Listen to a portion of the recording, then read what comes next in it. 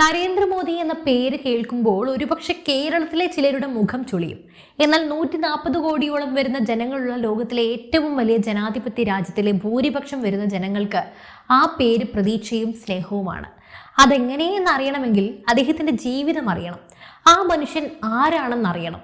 ഒരു സാധാരണ ഗുജറാത്തി ഗ്രാമത്തിലെ ചായക്കടക്കാരനിൽ നിന്നും ശത്രുക്കളുടെ സകല കണക്ക് കൂട്ടലുകളെയും തെറ്റിച്ചുകൊണ്ട് ലോകം ഇന്ന് ആദരിക്കുന്ന വൻ ശക്തിയായി ഭാരതത്തെ മാറ്റിയെടുത്ത ഒരു പോരാളിയുടെ ജീവിതകഥ.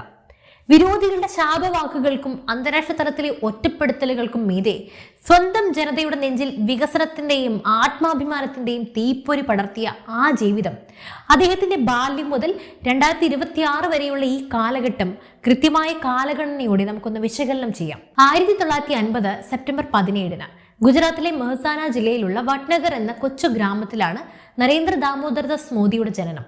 ദാമോദർദാസ് മൂൽചന്ദ് മോദിയുടെയും ഹീരാബെൻ മോദിയുടെയും 6 മക്കളിൽ മൂന്നാമൻ.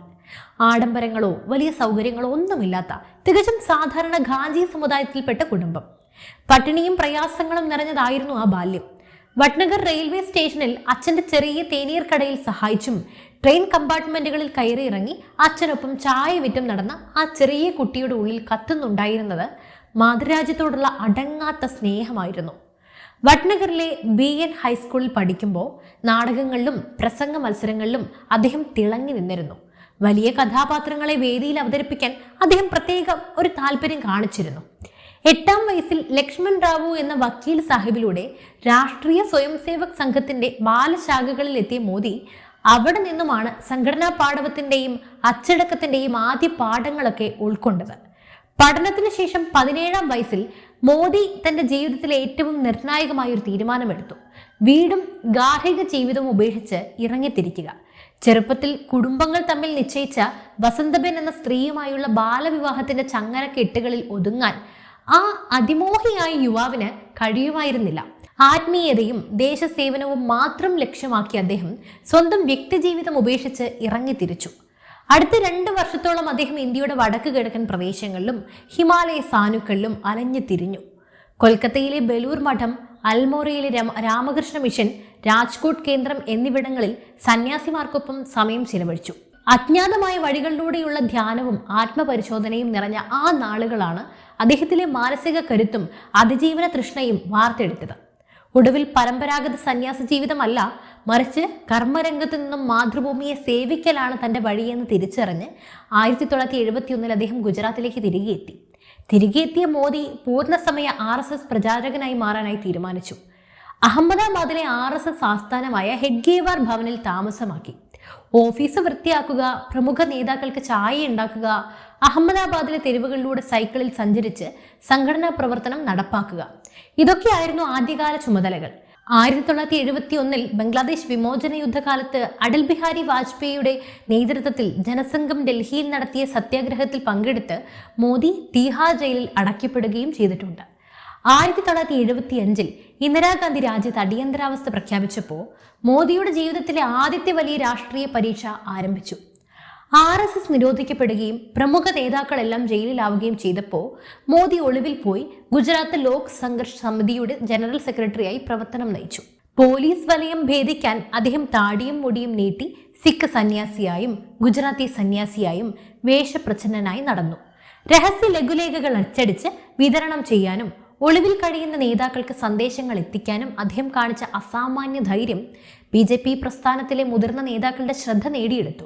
അങ്ങനെ 1987 മോദിയെ RSS ഔദ്യോഗികമായി BJPയിലേക്ക് അയച്ചു.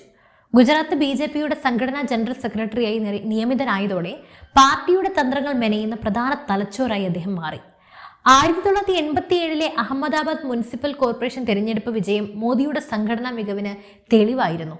1990 LK അദ്വാനി നയിച്ച സോമനാഥിൽ നിന്നുള്ള രാമരഥയാത്രയുടെയും 1991 മുതൽ 92 കാലഘട്ടത്തിൽ മുരളി മനോഹർ ജോഷിയുടെ നേതൃത്വത്തിൽ ഭീകരവാദികളുടെ ഭീഷണികളെ അവഗണിച്ച് ശ്രീനഗറിലെ ലാൽ ചൗക്കിൽ ത്രിവർണ്ണ പതാക ഉയർത്തിയ ഏകതാ യാത്രയുടെയും പ്രധാന സംഘാടകൻ നരേന്ദ്രമോദിയായിരുന്നു.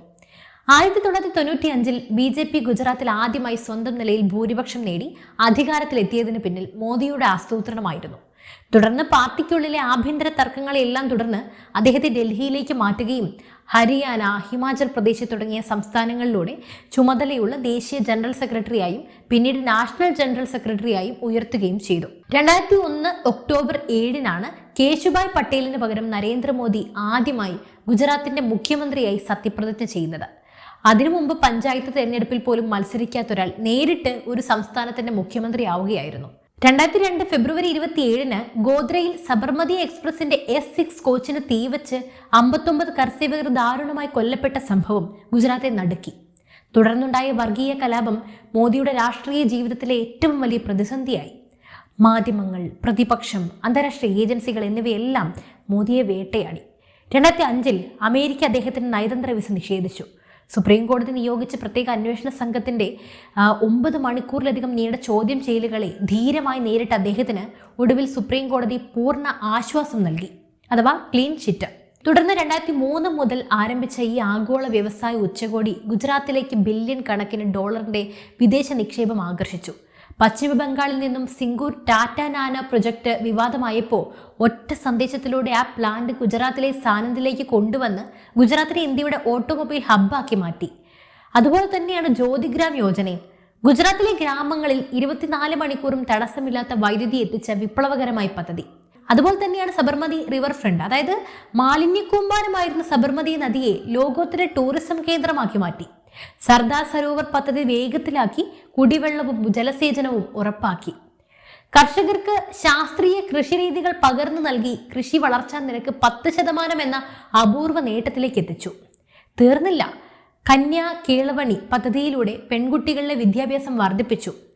ജനങ്ങളുടെ പരാതികൾ മുഖ്യമന്ത്രിക്ക് നേരിട്ട് ഗവേണൻസ് വഴി പരിഹരിക്കാനുള്ള ഡിജിറ്റൽ സംവിധാനം അതും ഉറപ്പാക്കി. 2002, 2007, 2012 തിരഞ്ഞെടുപ്പുകളിൽ തുടർച്ചയായി വിജയിച്ച് അദ്ദേഹം ഗുജറാത്തിന്റെ വികസന നായകനായി മാറിയത് ചരിത്രമാണ്. ഗുജറാത്തിലെ വികസന മാതൃക മോദിയെ ദേശീയ രാഷ്ട്രീയത്തിന്റെ മുൻനിരയിലേക്ക് എത്തിച്ചു.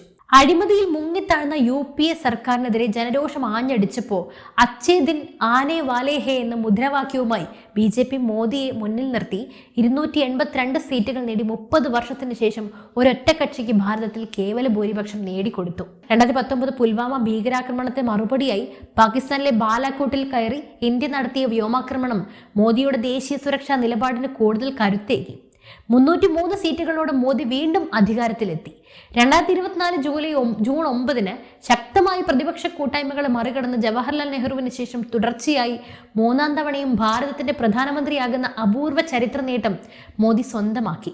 2024 മുതൽ 2026 വരെയുള്ള ഈ കാലഘട്ടത്തിൽ ഇന്ത്യ ലോകത്തിലെ 3ാമത്തെ വലിയ സാമ്പത്തിക ശക്തിയായി. 2047 വികസിത ഭാരതം എന്ന ലക്ഷ്യത്തിലേക്ക് അതിവേഗം കുതിക്കുകയും ചെയ്യുന്നു.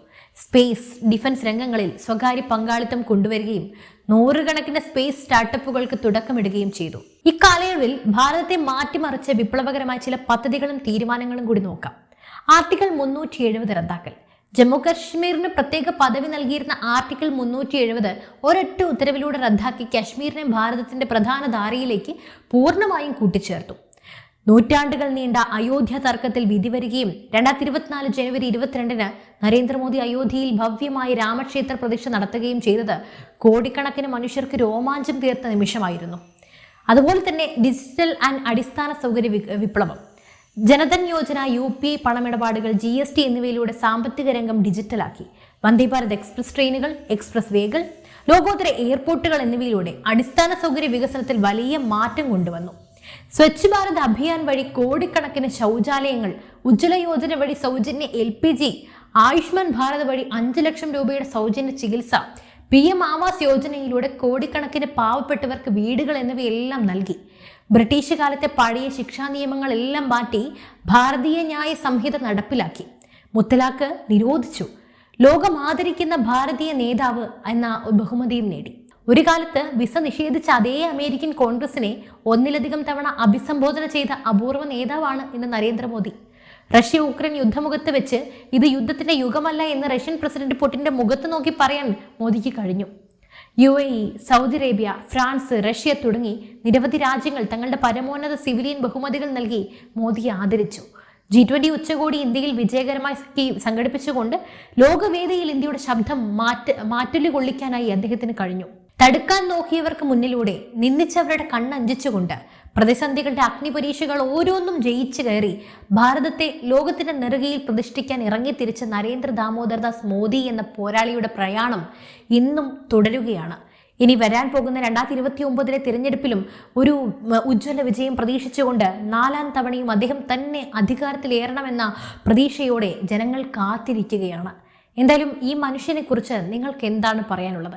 ഇനിയും ഇദ്ദേഹത്തെക്കുറിച്ച് അറിയാനായി താല്പര്യമുണ്ടെങ്കിലും കുറിച്ചുള്ള നിങ്ങളുടെ അഭിപ്രായങ്ങൾ, പ്രതീക്ഷകളെല്ലാം തന്നെ താഴെ കമൻറ്റ് ബോക്സിൽ രേഖപ്പെടുത്തുക. മറ്റൊരു വിഷയമായി വീണ്ടും എത്തും വരെ നന്ദി.